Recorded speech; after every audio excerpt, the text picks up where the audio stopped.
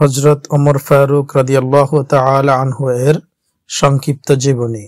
হযরত ওমর ইবনে খাত্তাব রাদিয়াল্লাহু তাআলা আনহু ছিলেন ইসলামের দ্বিতীয় খলিফা এবং শ্রেষ্ঠ সাহাবীদের একজন।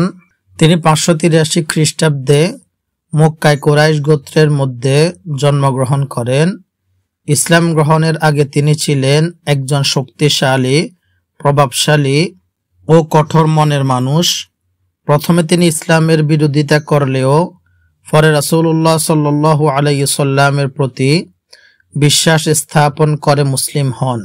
তার ইসলাম গ্রহণ মুসলিমদের জন্য এক বড় শক্তি হিসাবে প্রমাণিত হয়। তিনি খলিফা আবু বকর রাদিয়াল্লাহু তাআলা আনহু এর মৃত্যুর পর 13 হিজরিতে দ্বিতীয় খলিফা নিযুক্ত হন। তার শাসনামলে ইসলামী খিলাফতের ব্যাপক সম্প্রসারণ ঘটে। পারস্য, সিরিয়া, মিশর সহ বহু অঞ্চল ইসলামী শাসনের আওতায় আসে।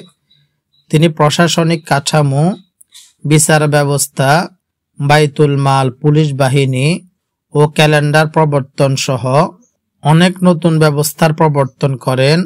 হযরত ওমর রাদিয়াল্লাহু তাআলা আনহু ছিলেন ন্যায় বিচারে অদ্বিতীয়। তার শাসনকালে দরিদ্র ও দুর্বলরাও ন্যায় বিচার পেত। তিনি 23 হিজরিতে মসজিদে ফজরের নামাজ আদায়ের সময় আবু লুলু নামক এক মজদুরের ছুরির আঘাতে শহীদ হন। মৃত্যুর পর তাকে হযরত আবু বকর ও রাসূলুল্লাহ সাল্লাল্লাহু আলাইহি সাল্লামের পাশে দাফন করা হয়।